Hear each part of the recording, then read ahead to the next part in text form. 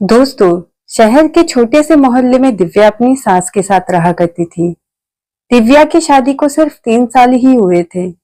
लेकिन दोस्तों, शादी के तीसरे साल ही उसके पति अमन की एक सड़क दुर्घटना में मौत हो गई थी। अमन के जाने के बाद दिव्या की जिंदगी जैसे रुक सी गई थी। उसने रंगीन कपड़ा पहनना बिल्कुल ही छोड़ दिया था और ना वो किसी त्योहारों में शामिल होती थी।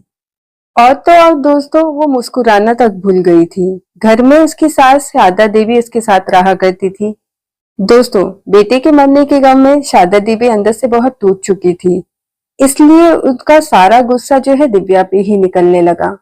एक सुबह दोस्तों, दिव्या रसोई में चाय बना रही थी। शारदा देवी उसे सफेद साड़ी में देखकर बोलने लगी, पूरे 1 साल हो गए अमन को गए हुए, लेकिन तू अभी तक इस घर में बोझ बनकर ही बैठी है। मेरे बेटे की तो किस्मत ही खराब थी, जो शादी के बाद इतना बड़ा हादसा उसके साथ हो गया।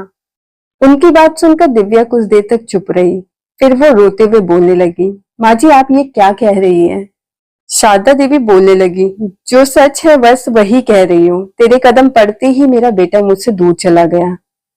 दोस्तों, उसकी बात सुनकर दिव्या फूट फूट कर रोने लगी, लेकिन उसने कुछ जवाब नहीं दिया। वो चुपचाप चाय लेकर अपने कमरे में चली गई। ऐसे ही उसका हर दिन एक नए कलेश से शुरू होता। उसकी सास बिना बात के कोई ना कोई बात लेकर उससे कलेश करती। लेकिन दोस्तों, दिव्या कभी भी उसके सास को जवाब नहीं देती। वो चुपचाप अपने कमरे में जाती और अपने पति की तस्वीर देख के फूट फूट के रोने लगती। वो अपने पति की तस्वीर को देखते हुए कहती कि अमन आप क्यों मुझे छोड़कर अकेले चले गए? मैं किसके सहारे अपनी आगे की जिंदगी जीऊंगी? ऐसे ही दोस्तों दिन बीतने लगे। अब दोस्तों, कुछ दिनों बाद जन्माष्टमी आने वाली थी। पूरे मोहल्ले में जन्माष्टमी की खुशी में सजावट वगैरह शुरू हो गई थी। दोस्तों, बच्चे जन्माष्टमी से पहले ही राधा कृष्ण की पोशाक पहन के घूम रहे थे। घरों में भी मिठाइयां बनाई जा रही थी। लेकिन दोस्तों, दिव्या के घर में कोई रौनक नहीं थी। उसका घर मानो वीरान पड़ा था। अब दोस्तों, अगले दिन जन्माष्टमी था। दिव्या ने मंदिर की पुरानी मूर्ति उठाकर साफ की। उसके बाद उसने पूजा घर को भी अच्छे से साफ किया और मूर्ति रखकर उस मूर्ति के सामने उसने कुछ फूल रख दिए। दूर से शारदा देवी ये सारी चीजें देख रही थी। तभी शारदा देवी की आवाज आई। वो बोलने लगी, तू कृष्ण जी को फूल चढ़ा रही है? दिव्या ने धीरे से अपना सर हिला दिया। शारदा देवी आग बबूला होके बोलने लगी कि जिस घर का बेटा चला गया उस घर में कैसी जन्माष्टमी? दिव्या चुप रही। शारदा देवी उसे ताने मारते हुए बोलने लगी, तुझे तो अब त्योहारों में सजने संवरने का भी बहुत मन करता होगा। दिव्या उसकी बात सुनकर रोते हुए बोलने लगी, नहीं माँ जी, आप ये क्या बोल रही हैं? आप ऐसी बातें क्यों कर रही हैं?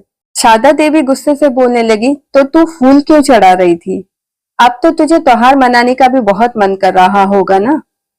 उनकी बात सुन के दिव्या रोते हुए बोलने लगी, माँ जी ऐसी बात नहीं है। मैं कृष्ण जी से अपने लिए कुछ नहीं मांग रही, बल्कि मैं अमन की आत्मा की शांति की कामनाएं कर रही हूँ। वो जहां भी रहे खुश रहे। मैं बस भगवान से यही मांग रही हूँ। दिव्या की ये बात सुनकर शारदा देवी कुछ नहीं बोलती, लेकिन उनके चेहरे का गुस्सा साफ दिखाई दे रहा था। लेकिन वो वहां से गुस्से में चली जाती है। अब जन्माष्टमी की रात मोहल्ले में बहुत चहल पहल हो रही थी। दोस्तों, चहल पहल को देख के दिव्या का भी मन होने लगा कि वो भी कृष्ण भगवान को देख के आए, उनको झूला झुला के आए, उनसे मिल के आए, प्रार्थना करके आए। लेकिन दोस्तों, उसका सास का भी डर था। अब दिव्या देखती है कि उसकी सास जो है जल्दी सो जाती है, तो उस रात दिव्या से रहा नहीं गया। वो चुपचाप अपनी सास को बिना बताए मंदिर चली जाती है। उस दिन मंदिर में बहुत भीड़ था। बच्चे और बड़े कृष्ण जी की मूर्ति को झूला झुला रहे थे। लेकिन दोस्तों, इतनी भीड़ में दिव्या सबसे पीछे खड़े होकर बस भगवान को ही देखी जा रही थी। उसकी आंखें मानो भगवान की ओर से हट ही नहीं रही थी। तभी अचानक एक बच्चा भीड़ में अपनी माँ से बिछड़ गया था। वो रोने लगा। दिव्या तुरंत उस बच्चे के पास गई और बोलने लगी, बेटा रो मत, तुम्हारी मम्मी यहीं कहीं होगी। फिर वो बच्चे को गोद में उठाकर उसकी मम्मी को ढूंढने लगी। अब दोस्तों, कुछ देर बाद उसकी मम्मी मिल गई। उसने देखा बच्चा दिव्या के गोद में है, तो वो तुरंत जाकर दिव्या की गोद से अपना बच्चा लेकर दिव्या को धन्यवाद देने लगी। पास खड़ा एक युवक ये सारी चीजें देख रहा था। उसका नाम था आरव। आरव मंदिर की व्यवस्था में मदद करने के लिए वहां पे आया था। वो ये देखकर दिव्या के पास गया और बोलने लगा, आपने उस बच्चे को बहुत ही अच्छे से संभाल लिया, जबकि आप खुद इतनी परेशान लग रही हैं। उसकी बात सुनकर दिव्या थोड़ा सा मुस्कुराई और बोलने लगी, दूसरों के आंसू पोंछने से अपने आंसू थोड़ी देर के लिए रुक जाते हैं। आरव उसकी ये बात सुनकर थोड़ी देर के लिए चुप हो गया। वो पहली बार किसी ऐसी महिला से मिला था जिसके चेहरे पर बहुत दर्द था। उसका दर्द उसके चेहरे पे साफ दिख रहा था, लेकिन फिर भी उसकी होठों पे झूठी मुस्कान थी। अब दोस्तों दिव्या दर्शन के लिए मंदिर के अंदर जाने लगी, लेकिन भीड़ इतनी थी कि धक्कम धक्का होने लगा, जिस वजह से वो बिना दर्शन किए लौटने का विचार करती है, क्योंकि उसके मन में डर भी था कि अगर उसकी सांस उठ गई तो बहुत बड़ा बवाल हो जाएगा। आरव उसे मायूस होकर जाता देख उसे बोलने लगता है कि आप मेरे साथ चलिए, मैं पीछे के रास्ते से आपको भगवान के दर्शन करवा दूंगा। वैसे भी जब आप मंदिर तक आ ही गई हैं तो बिना दर्शन किए मत लौटिए। उसकी बात सुनकर दिव्या उसके साथ चलने के लिए राजी हो जाती है। अब आरव उसे पीछे के रास्ते से ले जाकर दर्शन करवाता है। दर्शन करने के बाद दिव्या बोलने लगी, मैं आपका ये एहसान कभी नहीं भूलूंगी। अगर आप नहीं होते तो मैं आज भगवान के दर्शन किए बिना ही घर लौट जाती। आरव दिव्या से बोलने लगा, अरे एहसान की इसमें कोई बात नहीं, आपका बुलावा आया था इसलिए ही मैं जरिया बनकर आ गया। ये बात सुनकर ही दिव्या उसकी तरफ देखने लगी। आरव ने पूछा, आप रोज मंदिर आती हैं? दिव्या बोलने लगी, नहीं, मैं बस कभी कभी ही यहाँ आती हूँ। आज जन्माष्टमी है इसलिए मैं यहाँ आ गई। आरव उसकी बात सुनकर बोलने लगा कि मैं यही मंदिर में सेवा करता हूँ। अगर आप यहाँ कभी आएंगी और अगर आपको कोई परेशानी होती है तो आप मुझे बता सकती हैं। आरव की बात सुनकर दिव्या बोलने लगी, जी जरूर। ऐसा बोलकर वो अपने घर की तरफ चली जाती है। जैसे ही वो घर की तरफ बढ़ी, उसकी धड़कनें तेज हो गई थी। उसे डर लग रहा था कि कहीं उसकी सांस उठ तो नहीं गई, लेकिन वो जब जाके पहुंचती है और देखती है तो उसकी सांस सो रही थी। उस दिन तो दोस्तों उसकी सास को उसके मंदिर जाने का पता नहीं चला। अब अगले दिन से वो फिर से अपने घर के कामों में लग जाती है। एक दिन दोस्तों वो घर का कुछ सामान लाने के लिए बाजार गई थी। वो बाजार से सामान ले ही रही थी कि दोबारा उसे आरव बाजार में ही मिल जाता है। आरव बाजार में जैसे ही दिव्या को देखता है वो उससे बोलने लगता है कि कैसी हैं आप। दिव्या उसको देखकर बोलने लगती है, मैं ठीक हूँ, आप कैसे हैं? आरव दिव्या से बोलने लगा, आज आप यहाँ कैसे? दिव्या बोलने लगी कि घर का कुछ सामान खत्म हो गया था तो मैं वही लेने आई हूँ। लेकिन आप यहाँ कैसे? आरव बोलने लगा, मैं पार्ट टाइम में बच्चों को पढ़ाता हूँ। अभी मैं उनकी क्लास खत्म करके यहाँ से गुजर रहा था। आरव दिव्या से बोलने लगा, आप खुद क्यों यहाँ आई है? आपके घर में कोई और भी तो होगा जो ये सारे सामान वगैरह ले जाता होगा। दिव्या उसकी बात सुनकर बोलने लगी, जी नहीं, आपको शायद पता नहीं, मैं विधवा हूँ। मेरे पति का कुछ साल पहले देहांत हो गया था। अब घर में मैं और मेरी सास ही रहती हैं, इसलिए मैं ही आ जाती हूँ। दिव्या की बात सुनकर आरव चुप रहा। फिर उसने देखा कि दिव्या काफी परेशान लग रही है उसके पति की बात करने के बाद, तो उसके मूड को बदलने के लिए उसने कहा कि चलिए, यहाँ सामने एक दुकान है, वहां से आपको कुछ बिंदी वगैरह का पैकेट लेना चाहिए। बिंदी वगैरह क्यों नहीं लगाती है? आप बिंदी में बहुत खूबसूरत लगेंगी। दिव्या उसकी बात सुनकर गुस्से में बोलने लगी, आप ये कैसी बातें कर रहे हैं मुझसे? मैं एक विधवा हूँ, आपको मुझसे ऐसी बातें नहीं करनी चाहिए। आरव मुस्कुराते हुए उससे बोलने लगा कि आपके माथे पर सिंदूर नहीं है, इसका मतलब ये तो नहीं है कि आपके दिल में भावनाएं भी खत्म हो चुकी है। उसकी ये बात सुनकर दिव्या की आंखें नम हो जाती है, क्योंकि कई साल बाद किसी ने उसे इंसान की तरह महसूस कराया था। अब दोस्तों दिव्या उसको कुछ नहीं बोल पाती, वो चुप्पी साध लेती है। अब दिव्या और आरव दोनों साथ चलने लगते हैं।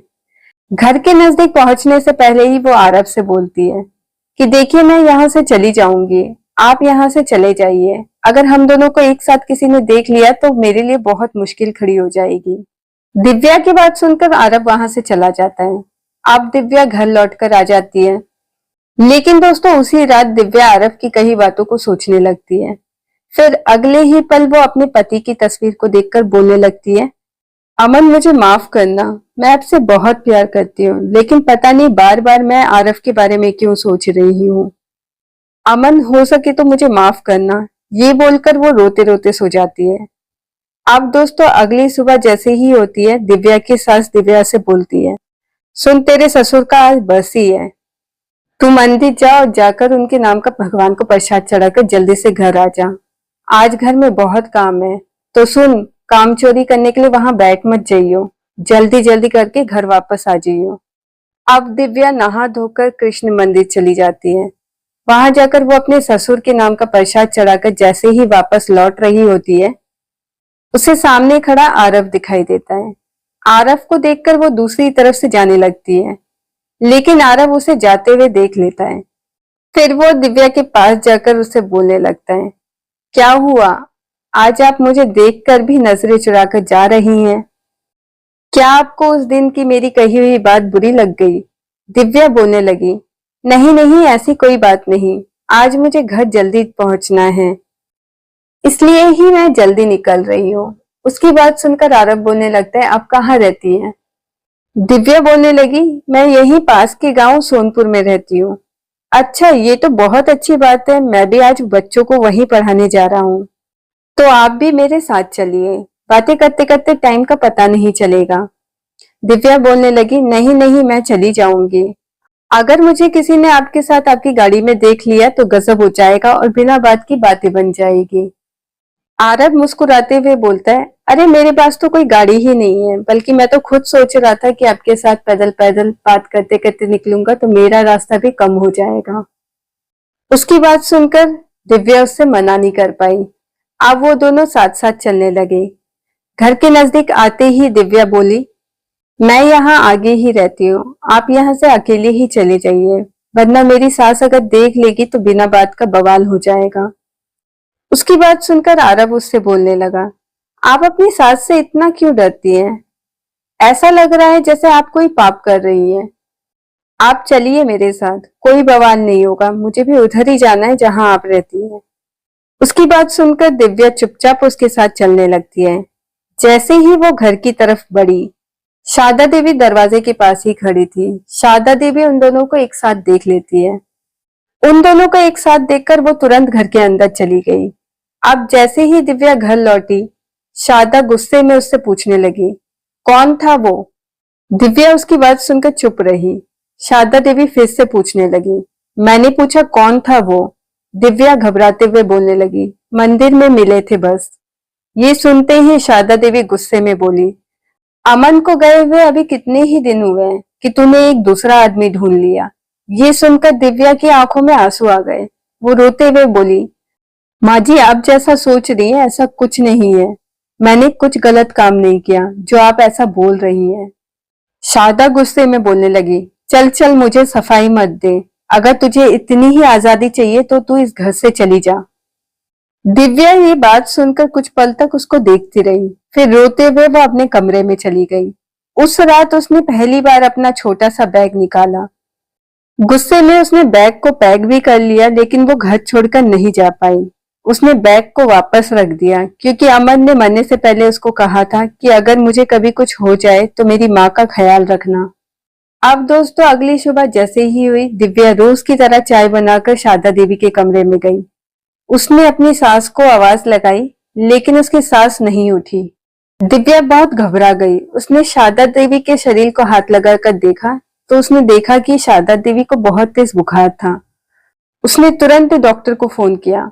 अब डॉक्टर घर आए तो उन्होंने देखा कि शारदा देवी बेहोश है बुखार के कारण। डॉक्टर ने शारदा देवी को इंजेक्शन लगाया और कुछ दवाइयां लिख कर दी। इंजेक्शन लगाने के बाद धीरे धीरे शारदा देवी ने अपनी आंखें खोली। अब डॉक्टर ने दिव्या को कहा कि आप इनका ध्यान रखना और टाइम टू टाइम दवाई देते रहना। ये बोलकर डॉक्टर वहां से चले जाते हैं। अब दिव्या अपनी सास के लिए खाना बनाकर लेके आती है, लेकिन सास साफ मना कर देती है उसके खाना खाने से। ये देखकर दिव्या बोलने लगी, माँ जी, मैं कभी ऐसा कोई काम नहीं करूंगी जिससे आपकी बदनामी हो। अमन ने मुझे मरते समय कहा था कि मेरी माँ का ख्याल रखना। मैं बस उनको दिया गया वादा ही निभा रही हूँ। आप खाना खा लीजिए। ये सुनकर शारदा देवी उसके हाथों से खाना खा लेती है। अब दिव्या अपनी सास की दवाई और खाना और सब चीजों का ध्यान रखने लगती है और उनकी कड़वी बातों को वो भूलकर उनकी सेवा करने लगती है। ये देखकर दोस्तों, धीरे धीरे शारदा देवी बदलने लगी। उनके चेहरे पर पहली बार गुस्सा नहीं था, बल्कि अपनी बहू से किए गए व्यवहार के लिए सिर्फ पछतावा था। शारदा ने दिव्या से कहा, मैंने तुझे बहुत कुछ कहा, हर बात के लिए तुझे ही दोष दिया, लेकिन असली दोष तेरा नहीं था बल्कि मेरा था। ये कहते ही दोस्तों वो दिव्या का हाथ पकड़ लेती है और बोलती है कि मैंने अपना बेटा खोया था, लेकिन तूने तो अपना पति खोया था। मैं अपने बेटे के जाने का दुख नहीं सह पाई, इसलिए हर बात पे तुझे ही दोष देती रही। हो सके तो तू मुझे माफ कर दे। उनकी बात सुनकर दिव्या रोने लगी। फिर बोलने लगी, माँ जी, मैंने कभी आपकी बातों को दिल से लगाया ही नहीं, आप माफी मत मांगिए। अब दोनों सास बहू माँ बेटी के जैसे रहने लगी।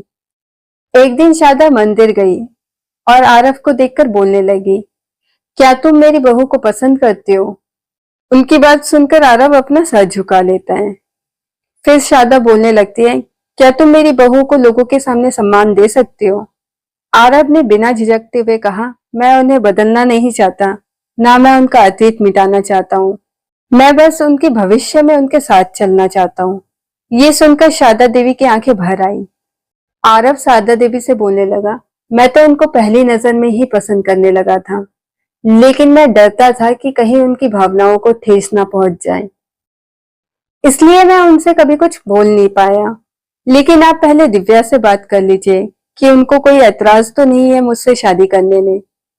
जब शारदा ने दिव्या से पूछा तो दिव्या की आंखों में आंसू थे, लेकिन इस बार आंसू दर्द के नहीं थे बल्कि एक नई शुरुआत के थे। अब उसकी सास दोनों की रजामंदी से कृष्ण मंदिर में ही उन दोनों की सादगी से शादी करवा देती है, लेकिन शादी के बाद वो दोनों उनके साथ ही रहते हैं। तो दोस्तों, कभी कभी जिंदगी हमसे कुछ छीन कर हमें अकेला नहीं छोड़ती, बल्कि उसी खाली जगह को भरने के लिए ऐसे इंसान को हमारे लिए भेज देती है जो कभी कभी चमत्कार से ही मिल जाता है। तो दोस्तों, कहानी आपको कैसी लगी कमेंट में जरूर लिख के बताइएगा, और इसी तरह की कहानी को सुनने के लिए मेरे चैनल को भी सब्सक्राइब कर लीजिए। मिलती हूँ नेक्स्ट वीडियो में एक नई कहानी के साथ, तब तक के लिए take care, thank you for watching.